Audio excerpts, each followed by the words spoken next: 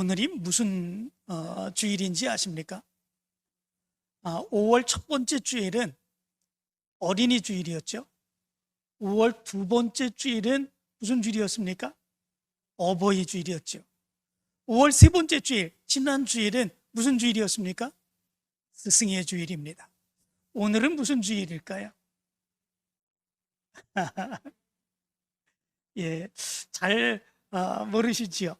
오늘은 우리 감리교회에 있어서는 아주 굉장한 그런 주일입니다.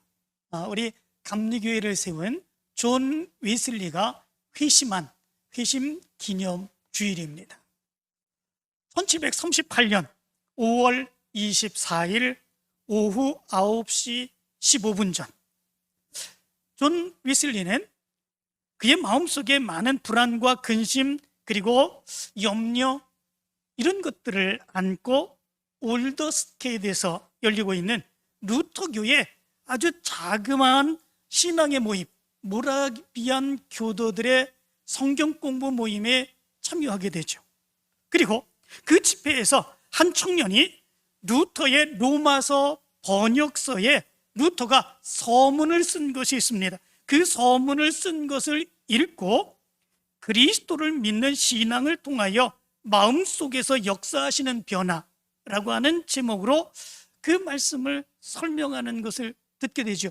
그 말씀을 듣는 중에 존 웨슬리의 마음이 벼랑간 뜨거워지게 되는 이런 경험을 하게 됩니다. 이 뜨거움의 모습은 그냥 단순한 뜨거움이 아니었죠. 이 뜨거움은 구원의 확신, 죄 사함의 확신, 예수 그리스도만 의지하겠다고 하는 믿음의 확신, 그 확신이었습니다.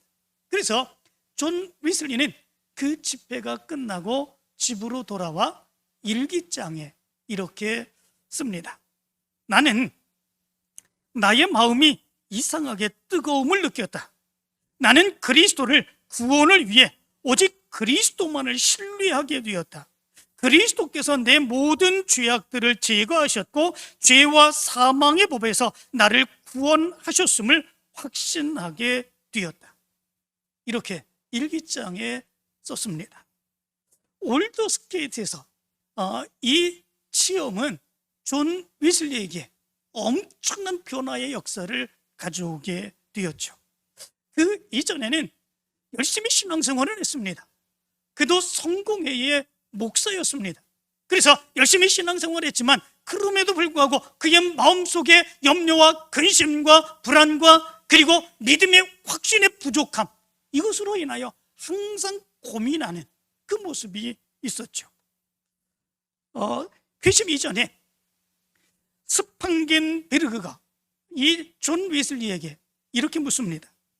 당신은 예수 그리스도를 누구라고 생각하느냐? 이렇게 묻습니다. 그러자 존 웨슬리는 나의 구세주입니다. 이렇게 대답하지 못합니다. 인류의 구세주입니다.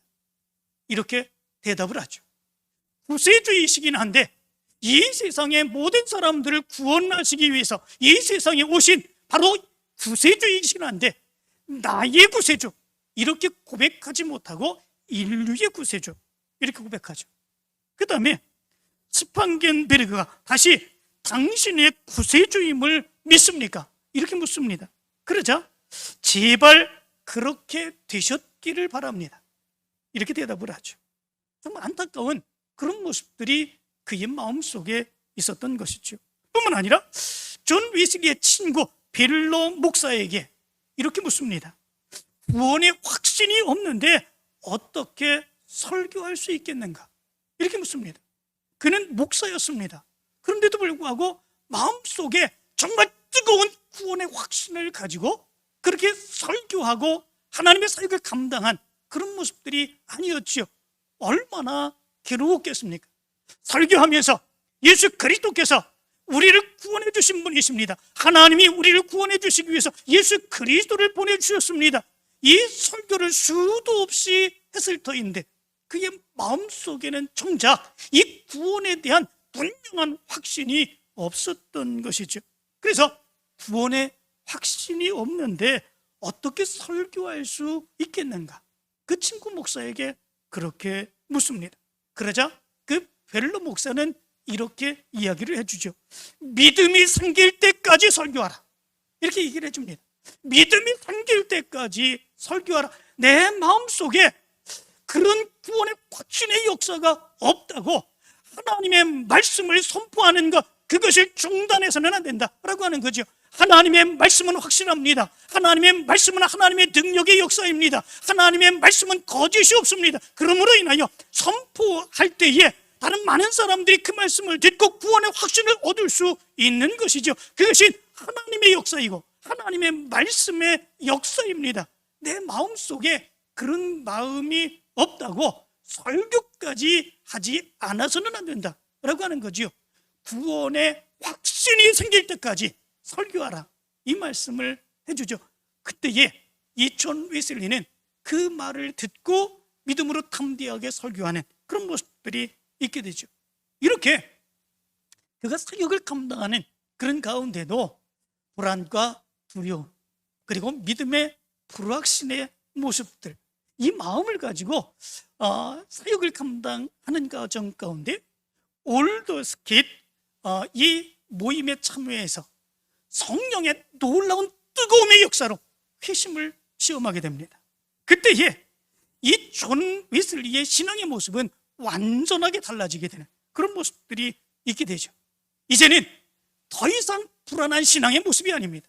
염려하는 신앙의 모습이 아닙니다. 다른 사람에 의해서 끌려다니는 신앙의 모습이 아닙니다. 기쁨과 은혜와 감격 속에 자발적으로 확신 있게 하나님의 사역을 감당해 나가는 그런 사역의 모습이 되었죠.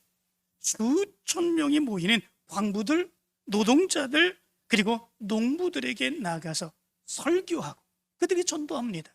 그 당시에 성공회에서는 성공회 목사가 밖에서, 교회 밖에서 설교하지 못하도록 그렇게 되어 있었습니다. 그래서 존 웨슬리가 그렇게 밖에 나가서 설교하는 그런 모습에 대해서 성공회에서는 제지하는 그런 모습들이 있죠. 그때에 존 웨슬리가 아주 유명한 말을 하죠. 그 말은 세계는 나의 교구다.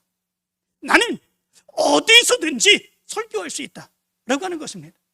교회 안에서만 설교하는 것이 아니라, 실내 안에서만 설교하는 것이 아니라, 내가 있는 어디에서든지 하나님의 말씀을 듣는 사람들이 있는 곳이라면 그 어디에서든지 나는 하나님의 말씀, 복음의 말씀을 증거할 수 있다라고 하는 거죠. 그래서 존 웨슬리는 탄광에도 빈들에도 빈민가에도 어디든지 가서 말을 타고 다니면서 수없이 하나님의 말씀, 구원의 복음을 선포하는 이런 역사가 일어나게 되었죠. 그 결과로 산업혁명으로 인하여 영국 사회가 정말로 타락할 대로 타락했던 그 시대 속에서 존 웨슬리로 인하여 생겨진 감리교를 통해서 이 영국 사회가 완전하게 바뀌어지게 되는 이런 엄청난 역사가 일어나게 되죠. 이것이 존 웨슬리가 체험한 회심의 모습이었고, 존 웨슬리를 통해서 나타나게 된 회심의 결과였습니다. 그러면 이 회심이라고 하는 것이 어떤 것일까라고 하는 거죠. 우리가 생각할 때에 성령이 그 사람에게 놀라운 능력의 역사를 부어주심으로 인하여 금방 마음속에 능력이 나타나고 믿어지지 않았던 것들이 금방 믿어지고 확신 있고 하나님의 큰 역사를 감당하고 능력이 나타나고 이런 모습들, 물론 그런 역사가 나타날 수 있습니다. 그런데 성경 말씀 가운데 보면 이 회심에 대한 근본적인 그런 모습이 있는 것을 보게 됩니다. 에스겔서에 보면 이런 말씀이 기록됩니다. 하나님의 백성, 이스라엘 백성들이 하나님의 말씀대로 살지 않습니다. 하나님의 뜻대로 살지 않습니다. 강포, 온갖 죄들, 살인, 우상숭배, 강간, 학대, 약탈, 이런 것들로 인하여 하나님의 영광을 가리우는 이런 모습들이 이스라엘 백성들에게 있게 되죠. 그때 하나님께서 에스겔 선지자를 통해서 이렇게 말씀을 하십니다. 주 여호와의 말씀이니라. 이스라엘 족속아, 내가 너희 각 사람이 행한 대로 심판할지라. 너희는 돌이켜 회개하고 모든 죄에서 떠날지어다. 그리한즉 그것이 너희에게 죄악의 걸림돌이 되지 아니하리라. 이렇게 말합니다. 여기 말씀 가운데 보면 너희는 돌이켜 회개하고 이렇게 말씀하고 있습니다. 이 돌이킨다라고 하는 말, 이 말이 회심이라고 하는 말입니다. 원어로 보니까 이 돌이켜라고 하는 말은 슈브라고 되어 있습니다. 이 슈브라고 하는 말은 돌아가다, 회복하다라고 하는 의미를 가지고 있습니다. 무엇에서 돌아가는 것입니까? 그가 원래는 죄악된 존재가 아니었었죠. 그러나 하나님을 점점점 멀리합니다. 그 모습으로 인하여 죄악이 가득 찬 그런 존재가 되어버리죠. 그래서 죄악에서 돌이키는 것, 이것이 회심입니다. 하나님께로 돌아가는 것, 그것이 회심입니다. 내 마음대로 살았던 거, 내 뜻대로 살았던 거, 내 주장대로 살았던 거, 그러나 그럼에도 불구하고 이제는 하나님의 은혜 안에서만 살아야 된다라고 하는 것, 그것을 깨달으며 하나님께로 돌아가는 것입니다. 무엇으로 인하여 그렇게 됩니까? 성령의 강권적인 역사가 그의 마음을 움직입니다. 그의 생각을 움직입니다. 지금까지 살아왔던 그 삶의 모습에 대해서 회개하고 참여하며 완전하게 죄로부터 돌이키고 그리고 하나님께로 돌아가 하나님의 뜻을 이루는 삶을 살게 됩니다. 이것이 바로 회심이다 라고 하는 것이죠. 이 회심에는 두 가지의 유형이 있습니다. 첫 번째 유형은 존 위슬리가 체험한 유형입니다. 두 번째의 유형은 사도 바울과 초대교회 성도들이 체험한 그런 유형입니다. 존 위슬리는 예수 그리스도를 믿던 사람이었습니다. 예수 그리스도의 사역을 감당했던 그런 사람입니다. 성공회의 목사로 그 사역을 감당했던 사람이 존 위슬리였습니다. 그런데 그가 그렇게 신앙적인 열심은 있었으나, 열심히 그 사역을 감당하고 있었으나 그의 마음속에서는 늘 걱정되고 염려되는 그런 모습들이 있었죠. 구원의 확신은 없습니다. 두렵습니다. 걱정됩니다. 이렇게 사역을 감당해도 되나? 그것 때문에 염려되는 그런 모습들이 있었습니다. 그러나 올더스게이트의 모라비안 교도들이 모여서 하나님의 말씀을 배우고 있던 그 자리에 참여해서 하나님의 놀라운 능력의 역사를 시험하게 되죠. 그의 마음이 뜨거워지게 되었습니다. 그의 신앙의 확신이 넘쳐나게 되는 그런 모습들이 있게 되었습니다.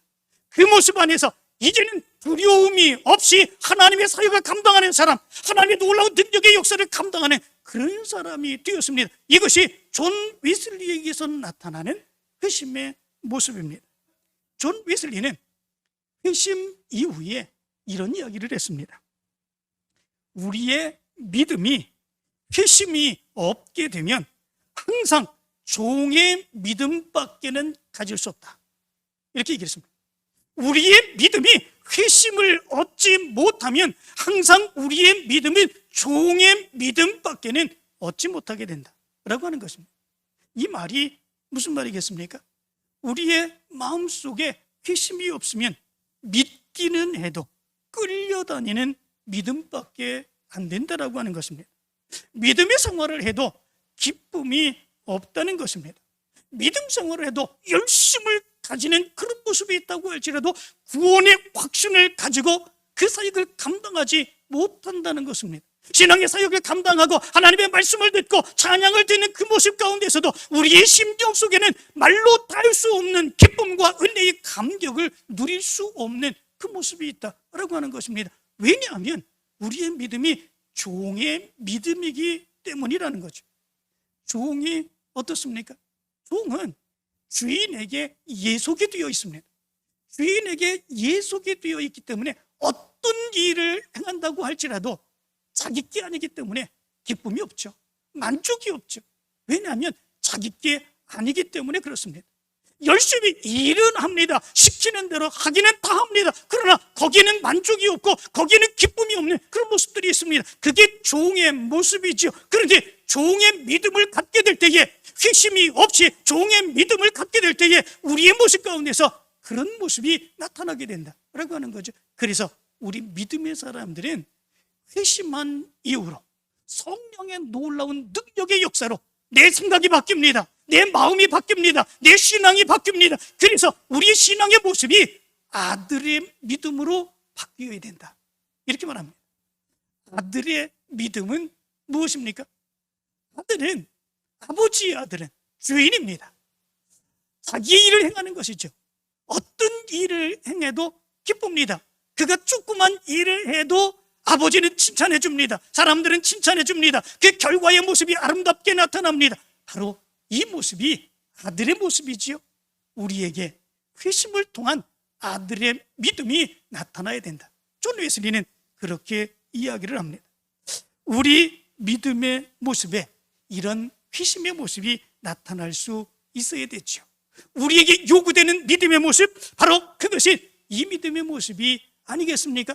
우리가 신앙생활할 때에 그럼에도 불구하고 때로는 구원의 신앙이 없습니다. 기쁨이 없는 그런 모습들이 있습니다. 하나님의 사역을 감당하는 그런 모습 가운데서도 왠지 모르게 답답함의 모습이 있습니다. 우리의 모습에 어떤 모습을 가져야 되겠습니까? 존 웨슬리와 같은 이런 모습 가져야 되지 않겠습니까? 그러면 이런 모습을 가지려면 어떻게 해야 되겠습니까? 존 웨슬리처럼 답답한 신앙의 생활 그대로 해 나가야 되겠습니까? 그러나 그렇지 않죠. 존 웨슬리가 어떻게 그 회심의 역사를 체험했겠습니까? 그런 가운데도 끊임없이 신앙의 열심을 가졌습니다. 신앙 포기하지 않았습니다.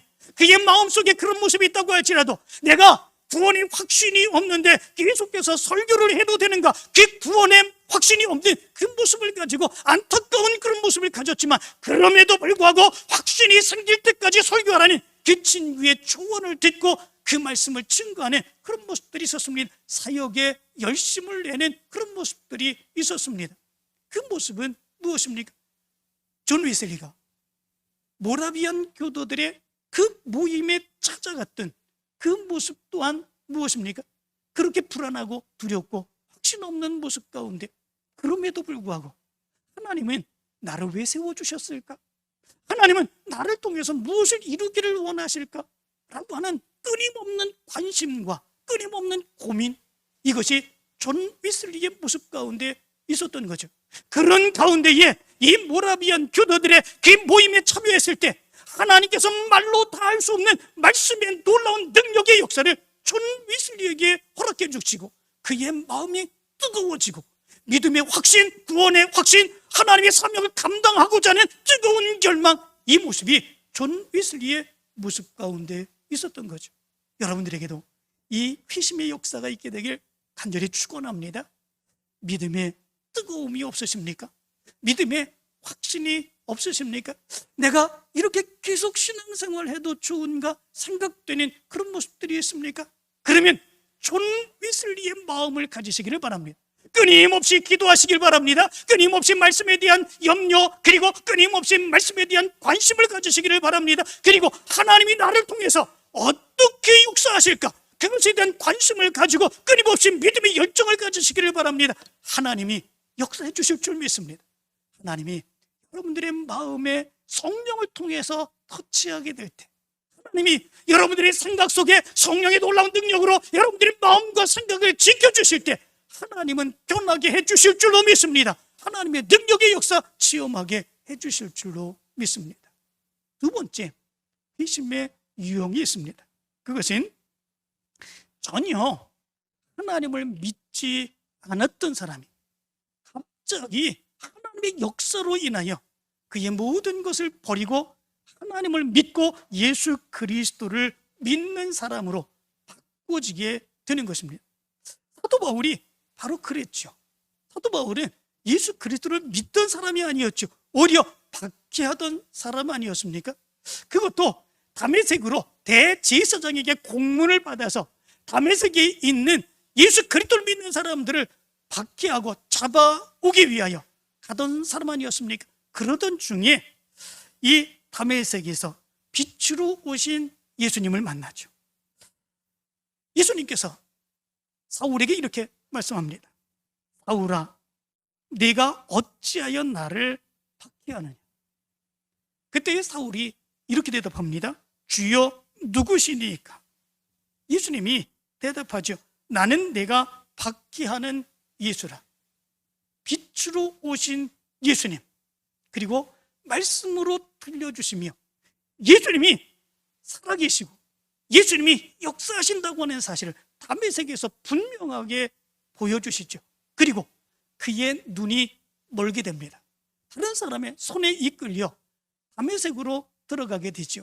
그리고 아나리아라고 하는 선지자에게 안수를 받을 때 그의 눈에 비늘 같은 것이 떨어져 나가게 되는 그런 모습들이 있게 되고 그의 눈이 보이게 되죠. 그런데 놀라운 것은 그의 눈에 비늘 같은 것이 떨어져 나가고 난 뒤에 그냥 육체적으로 보이는 것만이 아니라 그의 영적인 눈도 떠지게 되는 이런 역사가 일어나게 되죠.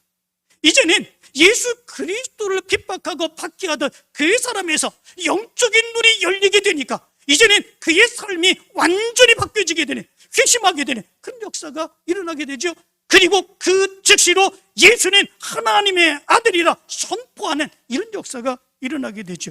오늘 성경 말씀 가운데 보면 바로 이렇게 말씀합니다. 즉시로 각 회당에서 예수가 하나님의 아들이심을 전파하니 듣는 사람이 다 놀라 말하되 이 사람이 예루살렘에서 이 이름을 부르는 사람을 멸하려던 자가 아니냐? 여기 온 것도 그들을 결박하여 대제사장들에게 끌어가고자 함이 아니냐 하더라. 사울은 힘을 더 얻어 예수를 그리스도라 증언하여 다메섹에 사는 유대인들을 당혹하게 하니라. 이렇게 말합니다. 여기 말씀 가운데 보면 회심한 이후로 사울이 즉시로 각 회당에서 예수가 하나님의 아들이심을 전파했다. 이렇게 말합니다. 즉시로라고 하는 말은 유데오스라고 하는 말인데 이 말은 시간적으로 그가 회심하고 난 뒤 하나님의 은혜를 체험하고 난 뒤 그 즉시로 그때부터라고 하는 말입니다. 그때부터 그가 완전하게 변하게 되는 이런 모습들이 있게 되었다. 예수가 하나님의 아들이시라 증거하는 그런 역사가 일어나게 되었다. 그 모습으로 인하여 유대인들이 당혹하게 되었다 말씀해 주고 있는 것을 보게 됩니다. 이 당혹하게 하니라 라고 하는 말은 쉰케오라고 하는 말인데 이 말은 혼란스럽게 하다 또는 놀라게 하다 라고 하는 의미를 가지고 있습니다. 그죠? 놀라울 수밖에 없지요. 지금까지 예수 그리스도를 믿는 사람들을 핍박하고 박해하던 그 사람이었었는데 갑자기 그가 변하여 예수 그리스도를 증거하고 예수님이 하나님의 아들이라고 선포하는 이런 역사, 그들이 어떻게 받아들일 수 있겠습니까? 그들의 모습 가운데서는 정말로 놀랍고 당혹스러울 수밖에 없는 이런 모습들이 있게 되죠. 이것이 사울에게 나타난 회심의 모습입니다. 갑작스럽게 예수 그리스도를 믿지 않습니다. 하나님을 믿지 않습니다. 그런데 하나님이 만나주십니다. 예수님이 만나주십니다. 그의 마음을 바꿔주십니다. 그의 생각을 바꿔주십니다. 그 모습 가운데서 그 즉시로 하나님의 놀라운 능력의 역사가 그를 통해서 나타나게 되죠. 이것이 하나님이 행하시는 하나님의 역사이죠. 초대교회 성도들의 모습을 보면 바로 이런 모습들이 나타나지 않습니까? 성령의 충만함을 얻은 사도 베드로가 말씀을 증거합니다. 성령 충만하여 말씀을 증거할 때 너희들이 죽인 이제 십자가에 죽인 바로 그 예수, 그것이 너희들이 죽였다. 너희들은 죄를 지은 배역한 자들이다. 그렇게 말씀을 증거하는 그런 모습들이 있죠. 예수 그리스도를 믿고 후원을 받으라 전하지 않습니까? 그런데 그 설교를 듣고 그때에 많은 사람들이, 성경은 얘기하기를 3,000명이나 되었다 이렇게 말씀합니다. 엄청난 많은 숫자 아닙니까? 그 설교를 듣고 3,000명이나 되는 많은 사람들이 그 자리에서 우리가 어찌할꼬 그렇게 얘기를 합니다. 우리가 어찌할꼬 그렇게 그 앞에서 울부짖으며 세례받고 예수 그리스도를 영접하는 놀라운 역사가 일어나게 됩니다. 순식간이죠. 도무지 다른 사람들은 이해할 수 없는 그런 놀라운 능력의 역사, 바로 그 회심의 역사가 초대교회 성도들에게 나타나고 있는 것을 보게 됩니다. 그런데 여기서 우리가 생각할 수 있는 것이 있습니다. 그것은 뭐냐면 회심의 모습 가운데서는 예수 그리스도를 믿는데 구원의 확신이 없다가 구원의 확신의 역사가 나타났든지 아니면 예수 그리스도를 믿지 않는 가운데 하나님의 놀라운 역사로 예수 그리스도를 믿고 하나님의 사역을 감당하는 그런 역사가 나타나든지 바로 그 회심에는 공통된 것들이 있는데 그것은 뭐냐면 그 사람의 삶이 변한다 라고 하는 것입니다. 회심하면 그 사람의 삶이 변합니다. 존 위슬리도 그 사람의 삶이 변하고 그를 통해서 놀라운 역사가 일어났습니다.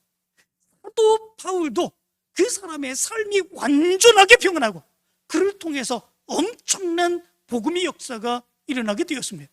초대교회 성도들도 그들이 울부짖으며 예수 그리스도를 영접하고 난 뒤에 그들의 삶의 모습은 완전하게 달라지게 되었습니다.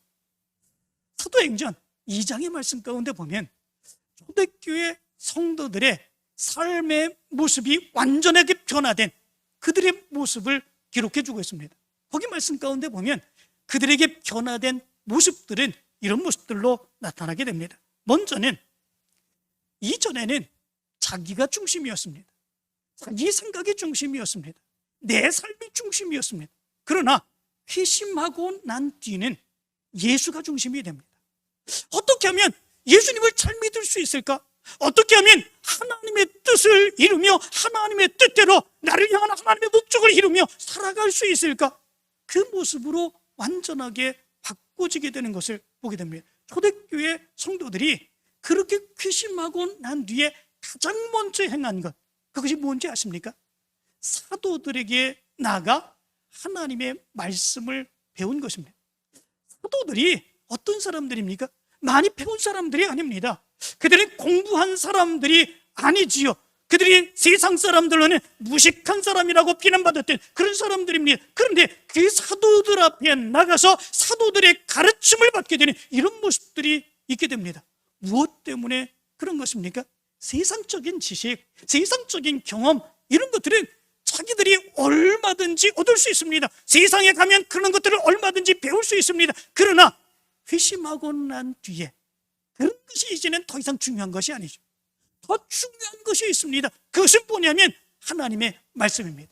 하나님의 뜻입니다. 그러면 하나님의 말씀과 하나님의 뜻을 가장 분명하게 가장 잘 아는 그런 사람이 누구이겠습니까? 비록 세상적인 모습에서는 지식이 없습니다. 경험도 제대로 되지 않습니다. 많은 사람들에게 비난을 받습니다. 그렇지만 하나님의 말씀과 하나님의 뜻을 가장 분명하게 가장 잘 아는 그런 사람들이 바로 예수님과 동고동락하며 예수님으로부터 배웠던 사도들 아니죠. 사도들입니다. 그렇기에 그들은 자기의 체면, 자기의 학식, 자기의 지위, 그런 거 모두 다 버리고 사도들 앞으로 달려가죠. 그리고 그 말씀 배우기를 원하는 그런 모습들이 있는 것을 보게 됩니다. 무엇 때문에 그렇습니까? 내 마음이 바뀌니까, 내 생각이 바뀌니까 이제는 내 중심이 아니라, 내 목적이 아니라 하나님이 나를 향해서 어떤 마음을 가지고 있는가, 하나님의 뜻이 무엇일까, 지금부터 이제는 내가 어떻게 살아야 될까, 그것이 더 중요했기 때문에 그렇습니다. 회심한 사람에게는 바로 이런 삶의 목적, 목표가 바꾸지는 놀라운 역사가 일어나게 됩니다. 두 번째 변화의 모습이 있습니다. 그것은 교회를 중심으로 한 신앙의 삶을 살아가게 된다라고 하는 거죠. 이전에는 내가 중심이었다고 했지요. 내가 잘 살기만 하면 되는 것이었었지요. 내 사업이 잘 되면 됩니다. 내가 높은 위치에 그렇게 이제 올라서면 됩니다. 내가 어디에 살든지 내가 높아지고 내가 잘 사고 내가 부흥하면 됩니다. 그러나 이제는 그게 아니죠. 이제는 하나님의 뜻이 더 중요하기에 하나님의 성전을 중심으로 살아가는 그런 모습들이 있게 됩니다. 하나님의 성전에 더 가까이 나갑니다. 거기에서 기도합니다. 하나님의 성전에서만 모이는 것만이 아니라 이제는 집으로 흩어져서도 각 성도들이 각 가정에 모여서 서로 교제하고 기도하고 하나님의 말씀을 배우는 그 모습이 있어지게 됩니다. 성전을 중심으로 하여 그들의 신앙의 삶, 그들의 삶이 완전하게 변화되는 이런 역사가 일어나게 됩니다. 우리도 은혜를 받게 될 때에 이런 모습들이 나타나게 되죠. 우리가 은혜의 체험을 하게 되면요, 하나님의 성전에 자꾸 올라오고 싶습니다. 하나님께 예배드리고 싶습니다. 하나님께 나와 찬양하고 싶습니다. 하나님께서 원하시는 일 나도 감당하고 싶습니다. 내가 무엇인가 하나님의 사역을 감당할 것이 없나, 그것을 생각하면서 하나님의 성전에 나오는 이런 모습들이 있습니다. 하나님의 성전에서 나와서 함께 있는 것, 성도들과 함께 지내는 것, 그것이 그 어떤 것보다 행복한 그런 모습들이 있습니다. 그것이 무엇입니까? 바로 그것이 은혜의 체험이며 그것이 우리의 심령 속에 역사하시는 성령의 놀라운 역사로 인하여 회심한 모습들이죠. 우리의 삶의 모습이 이렇게 변화되는 역사가 일어난다라고 하는 것.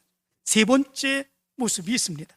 그것은 우리의 삶이 교회 안에서만 그렇게 살아가는 삶이 아니라 교회 안에서만 열심히 예배드리고 열심히 기도하고 열심히 사역을 감당하고 그래서 교회에서만 그렇게 잘하는 모습만 있는 것이 아니라 세상에 나가서 세상 사람들에게 인정받는 모습이 더 크게 나타난다라고 하는 것입니다. 교회에서 열심으로 신앙생활하던 그런 사람들이 세상에 나가서 세상의 일들을 더 열심히 합니다. 더 신실하게 살아갑니다. 그 사람들에게 인정받는 삶으로 살아가게 됩니다. 그래서 그 세상 사람들이 얘기하죠. 저 사람이 예수 믿더니 변했어 라고 얘기하지 않습니까? 저 사람이 예수를 믿더니 변했어, 예수를 만나더니 변했어, 예수를 믿더니 교회를 다니더니 완전하게 바뀌었어, 이렇게 얘기를 하지 않습니까? 그것이 바로 회심한 사람에게 나타나는 믿음의 모습입니다. 회심한 사람은 교회와 세상이 별개로 생각하지 않습니다. 교회 안에서의 신앙생활만 열심히 하면 된다, 그렇게 생각하지 않습니다. 오히려 하나님의 영광을 위하여 믿음의 삶에 열심인 그 사람이 세상에 나가서는 세상에서 더 열심을 행합니다. 나를 낮추고 다른 사람들을 높이고 존경하고 헌신하고 희생하며 하나님의 뜻을 이루고자 하는 그런 모습들이 있게 되죠. 그 모습으로 인하여 세상 사람들의 칭송받는 변화의 모습이 나타나게 되죠. 그래서 사도행전 2장 47절은 이렇게 말합니다. 하나님을 찬미하며 또 온 백성에게 칭송을 받으니 주께서 구원받는 사람을 날마다 더하게 하시니라, 이렇게 말합니다. 교회 생활만 열심히 했다, 교회만 나와서 예배만 열심히 드리고 기도만 열심히 했다, 그것이 아닙니다. 하나님을 찬미하며 세상에 나가서도 세상 사람들에게 하는 일, 세상 사람들에게 인정받는 일, 그 모습에 칭송받는 역사가 있었다라고 하는 겁니다. 세상의 일들도 더 열심히 행하는 그 모습이 있었다라고 하는 거죠. 그것으로 인하여 구원받는 사람들이 날마다 더해지는 이런 역사가 있었다 말씀해 주고 있습니다. 이것이 회심의 역사입니다. 회심에는 반드시 변화가 따르게 되어 있습니다. 그의 삶이 변합니다. 그의 마음이 변합니다. 그의 생각이 변합니다. 그가 행하는 것이 변합니다. 회심은 단순한 감동받은 것이 아닙니다. 단순한 감동을 받는 것은 일반적인 강사들을 통해서도 얼마든지 되어지게 됩니다. 일반적인 강사들은 그 강의의 전문가들입니다.